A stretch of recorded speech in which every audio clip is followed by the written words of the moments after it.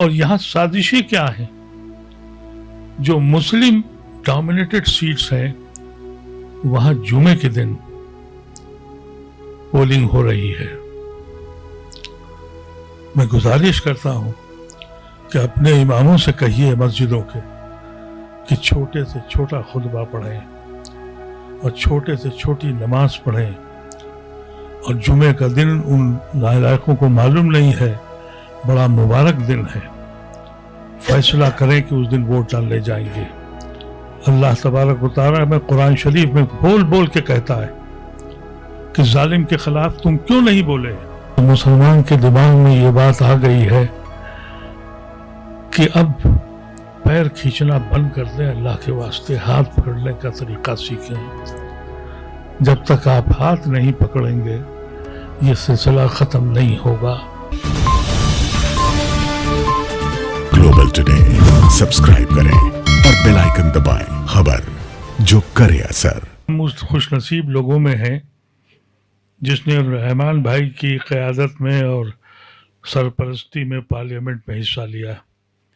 वो पार्लियामेंट थी जहाँ बोला जाता था, जहाँ ख्यालात पैदा किए जाते थे। वो एक किस्सा और कहानी हो गया। खुशनसीब हूँ कि आज की पार्लियामेंट में नहीं हूँ। वहाँ का प्रिसाइडिंग ऑफिसर बोलता है मेंबर ऑफ पार्लियामेंट को बोलने की इजाज़त नहीं है। रहमान भाई जब प्रिसाइड करते थे तो ये सुनते थे, हम बोलते थे, हमने वहीं सीखा। बहरकैफ मैं इसलिए बेचैन हूँ कि मुझे ये लगता है कि सन 52 में एक इलेक्शन हुआ था, उसमें उस वक्त के आरएसएस और हिंदू महासभा और सावरकर के चाहने वालों ने यह फैसला किया था कि मुसलमानों ने मुस्लिम मुल्क बना लिया, हम हिंदू राष्ट्र बनाएंगे। उस वक्त नेहरू और आज़ाद और सारी कांग्रेस की टीम निकल पड़ी और रेफरेंडम हुआ और कसरत से यह तय हुआ कि यह मुल्क सेकुलर रहेगा, डेमोक्रेटिक रहेगा और आइन को मानेगा। हमारा रिश्ता इस आइन से जोड़ा गया। हमने खून को बांटा, जिना को ठुकराया, लियाकत अली खां को ठुकराया, गांधी और नेहरू को कहा माना, मौलाना आज़ाद पे लब्बैक कहा। इतने साल गुजर गए, हम धीरे धीरे हाशिए पे आते चले गए और अब ये शक्ल पैदा हो गई कि हम अछूत की शक्ल में पैदा हुए। हर जमात ने एम्पावरमेंट ली है, दलितों ने भी ली है, दूसरी जमातों ने। मैं अब अपने बच्चे के पास गुड़गांव में रहता हूँ, 9 लोगों को लिंच किया गया, कोई हमें पूछने नहीं आया। और इसलिए नहीं आया कि हम इररेलेवेंट कम्युनिटी हैं। हमने पूरी रिसर्च की और जो एक हम लोगों की तंजीम है, रहमान भाई हमारे सरपरस्त हैं, उसके शेख फारूक अब्दुल्ला साहब सरपरस्त हैं, अजीज़ कुरैशी साहब थे, उनका इंतकाल हो गया। तो हम लोगों ने सिर्फ एक ऑर्गेनाइजेशन ये बनाई कि हमारी कोई रेलिवेंस है इस मुल्क में या नहीं है, कोई जमात हो। तो अंदाज़ा ये हुआ कि हमको हाशिए पे लाने के ज़िम्मेदार हम खुद हैं। 84 पार्लियामेंट्री सीटें हैं जिस पे हम लोगों ने रिसर्च करी। 72 पर बीजेपी है, यानी 82% स्ट्राइक रेट है जहाँ मुसलमान हैं। किसको इल्ज़ाम ठहराएं, किससे कहें, फरियाद करें कि माजी में रहना बंद कर दो, मुस्तकबिल का खाका बनाओ। यूपी में 32 सीटें हैं जहां 26% से लेके 52% मुसलमान हैं, उस पे 28 पे बीजेपी है। आप बताइए कि क्या करें। तो एक हम लोगों ने आवाज़ लगाई कि दानिश्वरों को इकट्ठा किया जाए। रहमान भाई की सरपरस्ती हमें हमेशा मिली।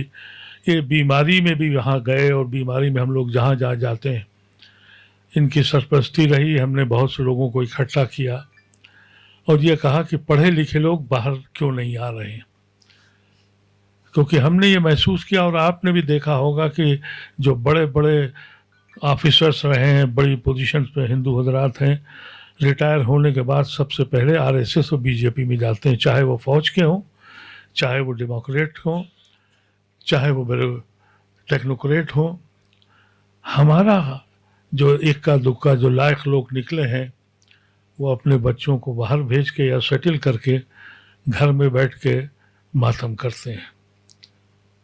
मैं उम्र के जिस हिस्से में हूँ, आपने जैसा कहा, अल्लाह ने मुझे बहुत नवाजा। मैं सन 66 में अलीगढ़ यूनिवर्सिटी का सदर बना। उस वक्त मेरे सरपरस्त फ़खरुद्दीन अली अहमद साहब थे।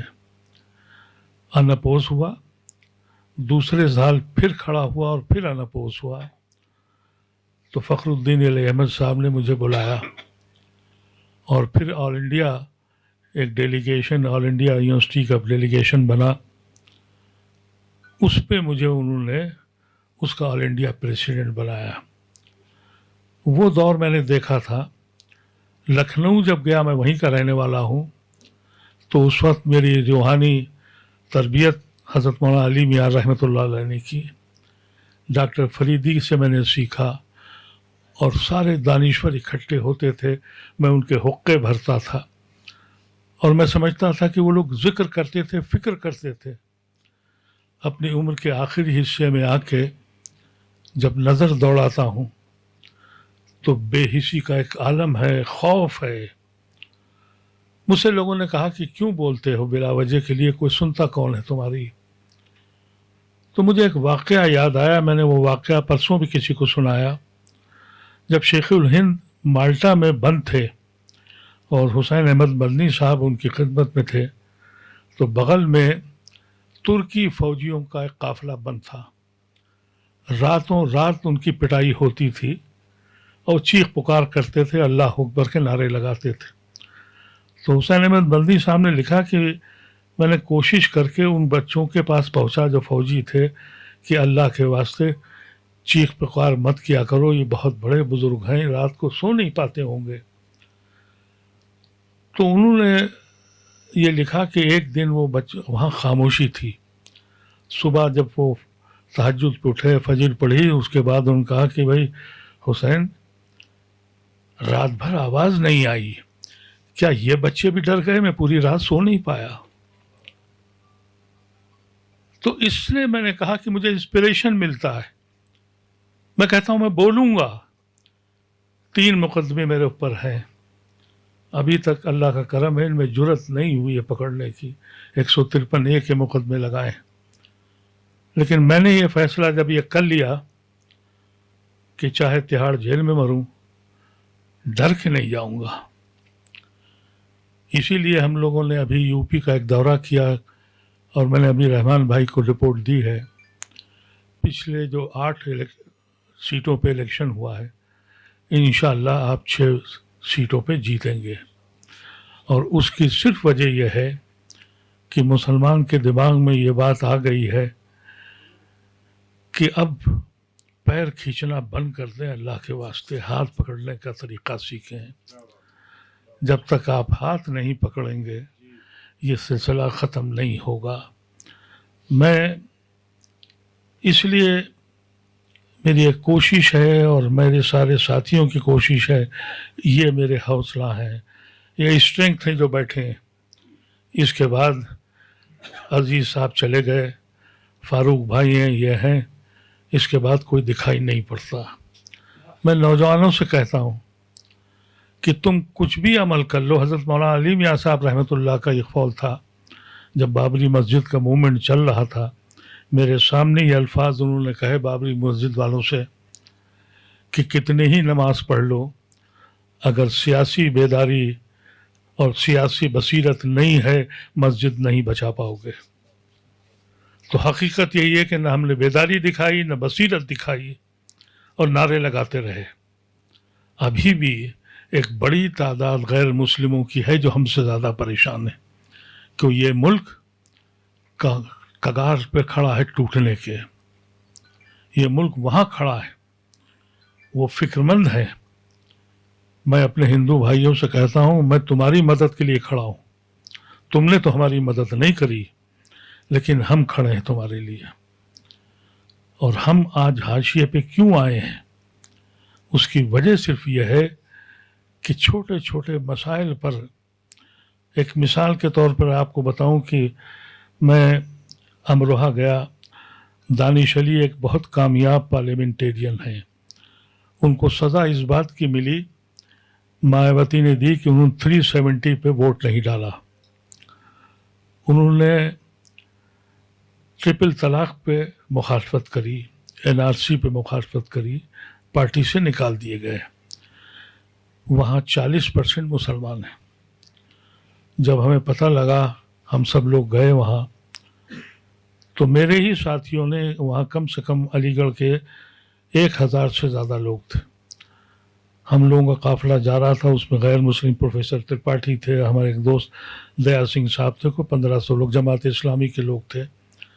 तो उन्होंने बाहर ही रोक लिया हमको और कहा कि अदीब साहब आप तो सीनियर हमारे अलीगढ़ के हैं, और हमारा एक वीडियो उन्होंने सुना था जिसमें मैंने अपील की थी, अपने घर लेके चले गए और बहुत इससे ज़्यादा लोग वहाँ जमा हो गए और उन्होंने शिकायतें शुरू की। मैंने कहा कि जब अलीगढ़ के पढ़े लिखे लोग ये बातें कर रहे हैं तो तुम्हारे ऊपर तो अजाब आएगा ही। यूपी के बारे में मैं आपसे ज़्यादा बता सकता हूँ कि मुजफ्फरनगर एक सीट है, वहाँ सईदुज़्ज़मा साहब MP हुआ करते थे। वहाँ से हमारे सईद साहब जो कश्मीर के थे, जो होम मिनिस्टर बने थे, मुफ्ती सईद, वो भी वहाँ से इलेक्शन लड़े थे। वहाँ 47% मुसलमान हैं। मुसलमानों ने कहा कि साहब ये हमसे मिलने नहीं आए, ये फलां घर में गए थे, यहाँ नहीं आए। वो सीट हमसे चली गई, वहाँ BJP का MP बन गया।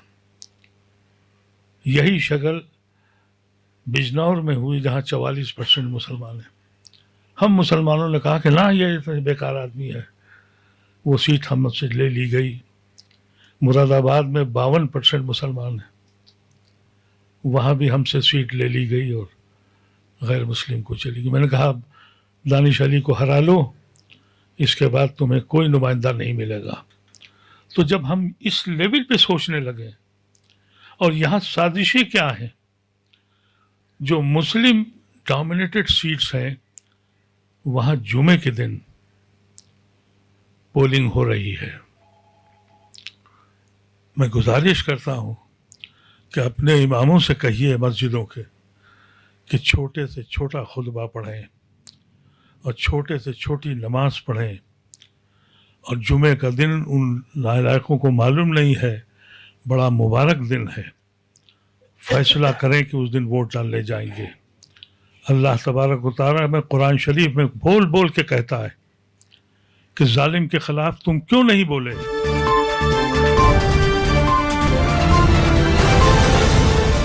ग्लोबल टुडे YouTube के साथ लाता है देश विदेश की ताज़ा खबरें और नए नए वीडियोस। हमें सब्सक्राइब करें और ताज़ा खबरों के लिए बेल बटन दबाएं। Global today.